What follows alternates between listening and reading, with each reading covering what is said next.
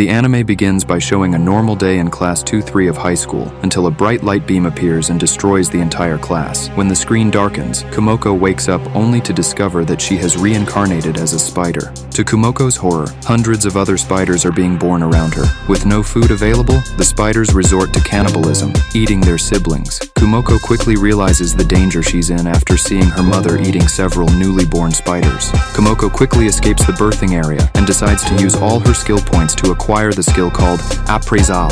To her disappointment, the skill turns out to be completely useless because it's only at level 1. Kumoko eventually discovers she can create spider webs and decides to build her own house. However, because of this, she ends up using too much energy, which nearly leads her to death from starvation. Before we continue with the video, don't forget to hit that like button, share the video with your friends, and subscribe to the channel to help us keep bringing more summaries like this one. Now, let's get to the video. With no other choice, Kumoko eats a dead spider she found earlier, earning the title of Relative Eater, along with 2 skills called Taboo and Heretical Magic. Kumoko's spider web manages to catch an Elroi, frog that spits poison. After a difficult battle, she manages to defeat the frog, although she suffers multiple injuries. And of course, Kumoko eats her prey. At a welcome ceremony at school, Yamada Shunsuke and Ushima Kanata are shown to have reincarnated as Schleinzagen Annelite and Karnatia Seri Anabald, respectively. Shun is now a prince, while Katya is the daughter of a duke. Both are considered prodigies of their kingdoms. Their teacher, Okazaki Kanami, is now an elf named Philemus Hariphanes. The trio then meets Shun's sister, Suelecia Analate, and 2 more reincarnations,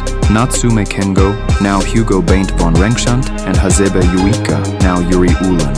It is then revealed that Shun's familiar is another reincarnation, Shinohara Mirai, now a lizard-like monster named Feirune. OK then reveals that she is taking care of 11 other reincarnates, although there are still others missing. Some relationships between the students of Class 2-3 before they were reincarnated are revealed. Yamada Shunsuke and Ushima Kanata are friends, while Wakaba Hiro is bullied by Shinohara Mirai. Back to the present, Hugo, who is now the crown prince of the Rengsant Empire, and Shun are talking before class starts.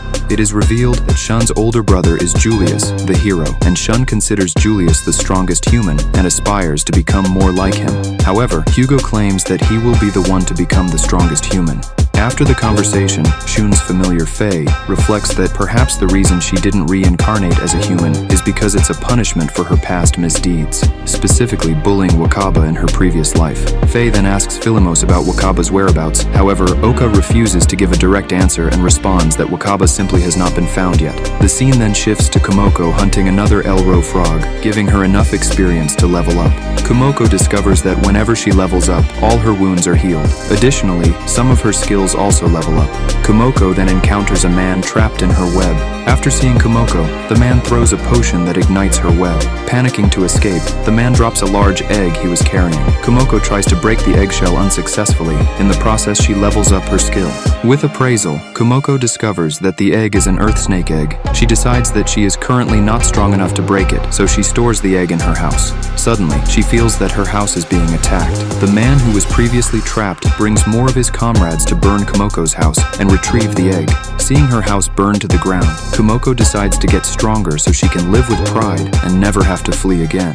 Kumoko then battles against several monsters, including the Elroi Basilisk and the Elro Ferrect. Eventually, Kumoko encounters the Elroi Baladorado. With the odds against her, she manages to defeat the much stronger Elroi Baladorado. This allows her to jump to level 10 and Evolve. Kumoko has to choose between Lesser Taratect and Small Taratect. Weighing her options carefully, she decides to evolve into a Small Taratect and faints. In the scene after the credits, Shun shows Faye a book about dragon evolutions at the Royal Academy of Analite. Kumoko wakes up from her evolution into a Small Taratect and discovers that her stamina is dangerously low. Fortunately, she still has the corpse of an Elroi Baladorado nearby, which she devours to recover her stamina. Kumoko then decides to acquire 2 new skills called Web Control and Detection. Web Control allows her to manipulate her webs more precisely, while Detection allows her to sense her enemies before they sense her. However, Kumoko soon discovers that she is unable to use Detection because her head hurts too much whenever she activates it. With her new appraisal level 6, Kumoko self-evaluates. While looking for prey to level up, Kumoko encounters a group of humans, all with levels above 20. The humans immediately chase her, forcing Kumoko to flee.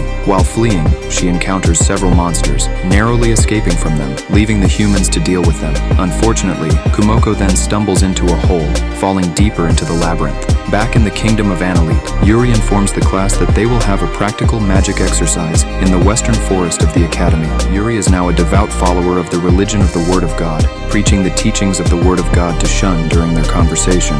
During the practical magic exercise, the class learns water magic. Hugo becomes competitive with Shun, trying to prove that he is a better magic user. This leads Hugo to use fire magic even though the practical class is focused on water magic. Shun thinks Hugo has gone too far and uses his water magic to cancel out Hugo's fire. Suddenly, the class is attacked by an earth serpent, and Oriza-sensei tries to stop the worm's attack, but is killed instead. Hugo tries to show off his fire magic, but fails to damage the dragon due to the earth serpent's imperial scales, and is injured after being hit by the serpent's tail. Shun, Yuri, and Sue manage to combine their water magic to strike the serpent. Shun then uses mental warfare and magical warfare to temporarily boost his abilities and block the serpent's breath attack. Hugo then goes into a frenzy, firing fireballs randomly at both the serpent and his allies, forcing Shun to incapacitate Hugo with water magic. Faye, sensing danger, leaps onto the worm, biting its neck and destroying some of its scales, allowing Shun to decapitate the earth serpent. In a shocking revelation, Faye gains the title of Devourer of Kin,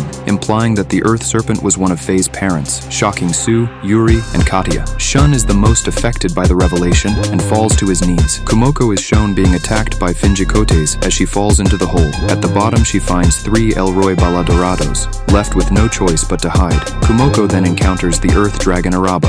The Earth Dragon Araba quickly eliminates the Finjikotes and Elroy Baladorados, showing unimaginable power. Feeling that her life is in danger, Kumo tries to crawl away from the battle, but quickly stops when Araba targets her as the next target. Araba decides to ignore Kumoko and moves away. Kumoko uses her stealth ability to avoid dangers in the lower stratum, where powerful monsters reside. She encounters Elroy Greshigard, High Finjikote, and Greater Taratek. Desperate for food, Kumoko eats an Elro gastric but regrets it due to the bad taste and decomposition damage. She increases her rot resistance skill and encounters Elro Randonel, gaining poison magic and poison synthesis. Kumoko is attacked by a marked Anograch and builds a nest to protect herself. She is surrounded by vengeful Anograchs, so she creates silk nets and uses poison to defend herself. The fight results in serious injuries, but Kumoko heals as she levels up. She kills the Anograchs and slides rocks to kill most of them. Bagrograchs appear, causing more damage, but Kumoko defeats them using spider silk and poison. After an intense battle, Kumoko finds a way to the middle stratum,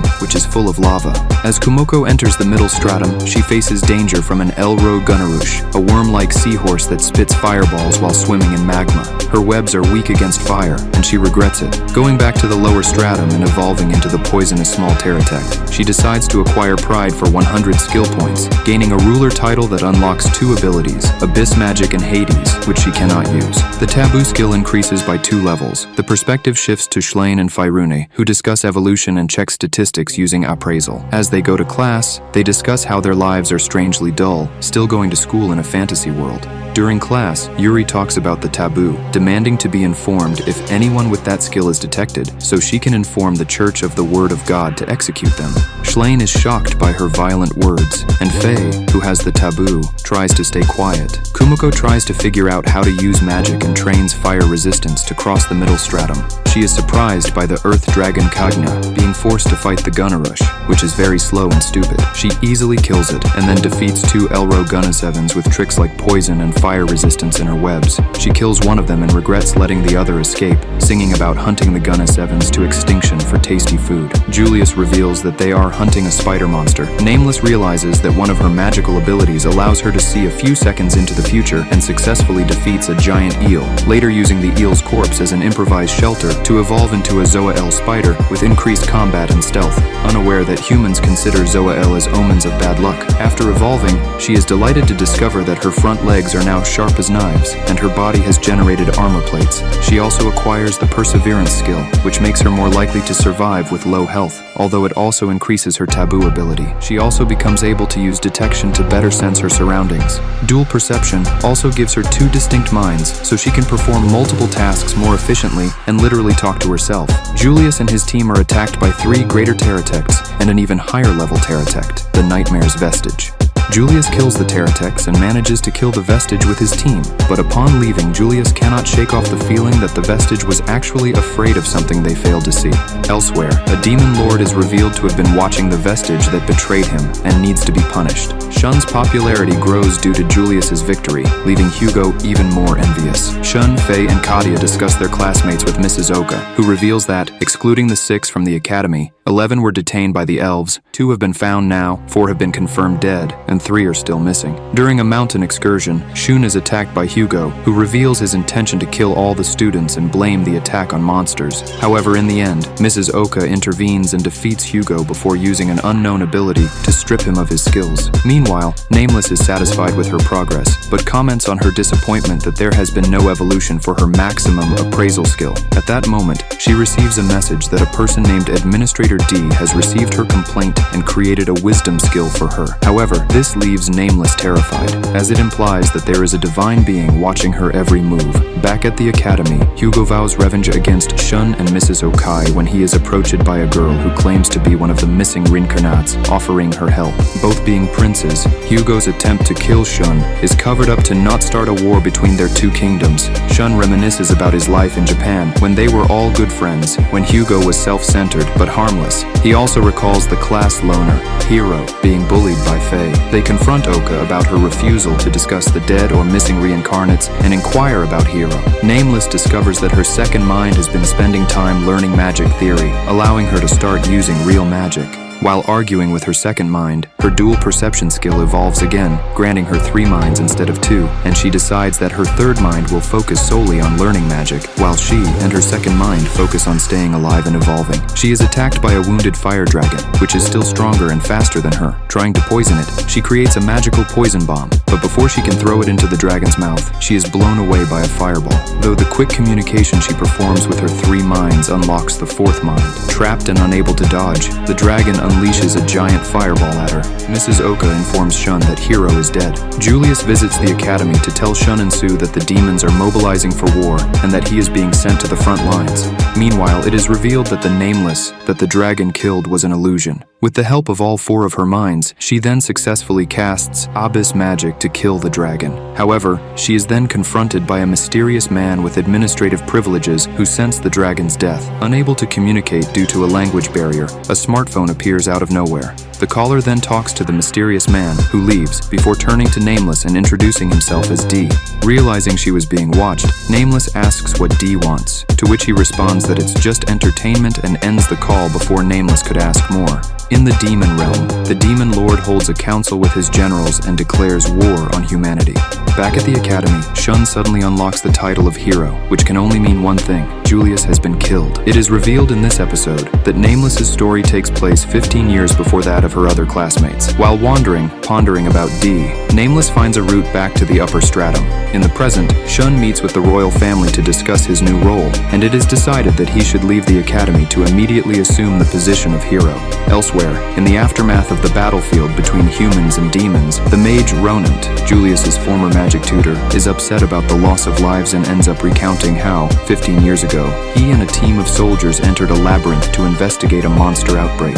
They discovered that the cause was a Teratect frightening all the other monsters, and a battle ensued, leaving Ronant and fellow mage Buiramus as the only survivors. Having received news that a Teratect queen appeared on a battlefield, Ronant suspects it may be connected to that Zoe Ela. Returning to the past, it is revealed that the Teratect was actually Nameless, who uses the gathered experience to evolve once again. However, this also causes her taboo ability to reach maximum level, and she faints. While Shun feels insecure about replacing Julius as the hero, Faye convinces him to make a pact with her, allowing him to summon her if he is in danger. However, this causes Faye to evolve and revert to an egg while the process is ongoing. Later, Shun meets with Hyrance, the sole survivor from Julius's team, and he explains that they were all killed by a mysterious white-clad girl, with him only surviving because Julius gave him his own resurrection item. Shun does not blame Hyrance and accepts him as a new team member. Returning to the past, due to the taboo reaching level 10, Nameless begins to have visions that the world is heading towards an apocalypse, but struggles to understand it all. Concluding that she needs to get stronger and save the world, Nameless decides to challenge Ereba and begins relentlessly leveling up, clearing out any monsters that might get in her way. In the end, she finishes her preparations just as Ereba arrives to to confront her. Nameless and Araba meet in a stalemate, but she manages to turn the tables by trapping the Earth Dragon in a web she prepared in advance. However, Araba then uses all his accumulated skill points to acquire skills that Nameless is weak against. Feeling increasingly cornered, Nameless briefly considers giving up, but ultimately decides to fight to the end. Just as Araba is about to finish her, however, the Earth Dragon suddenly collapses. It is then revealed that Nameless knew she couldn't win head-on, so she used a skill she acquired earlier to drain Araba's stamina